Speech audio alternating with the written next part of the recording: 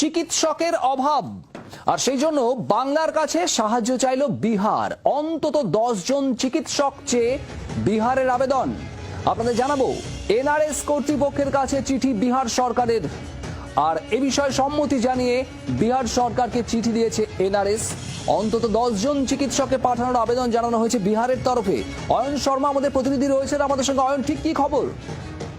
দেখো শুভজিৎ, তোমাকে বলে রাখি, বিহার পাবলিক সার্ভিস কমিশনের তরফ থেকে দুবার পরপর চিঠি পাঠানো হয়েছে। 2024 সালে একবার চিঠি, এবং পাশাপাশি চলতি বছরের মার্চ মাসে আরো একটি চিঠি পাঠানো হয়েছে। সেখানে তারা বলছে যে বিহার পাবলিক সার্ভিস কমিশনের ইন্টারভিউ বোর্ডে থাকার জন্য যোগ্য একেবারে চিকিৎসক, এই চিকিৎসক বিহারে নেই।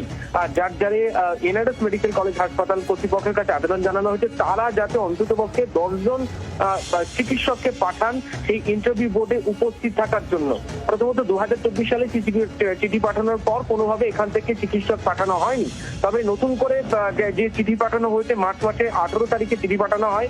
সেই চিঠির উত্তরে বিহার পাবলিক সার্ভিস কমিশনকে এনআরএস এর তরফ থেকে সূত্র মারফত যেমনটা জানা যাচ্ছে জানিয়ে দেওয়া হয়েছে, চিকিৎসক পাঠানো হবে। এই মর্মে এনআরএস মেডিকেল কলেজ হাসপাতাল কর্তৃপক্ষের তরফ থেকে সমস্ত বিভাগীয় প্রধানকে হাসপাতালে চিঠি পাঠানো হচ্ছে যে কারা বিহারে পাবলিক সার্ভিস কমিশনের ইন্টারভিউ বোর্ডে যেতে ইচ্ছুক সেই নামের তালিকা অবিলম্বে জমা করতে বলা হয়েছে, এবং সেই মতো public service commission, Bihar public service কমিশনকে জানিয়ে দেওয়া হবে। ধন্যবাদ।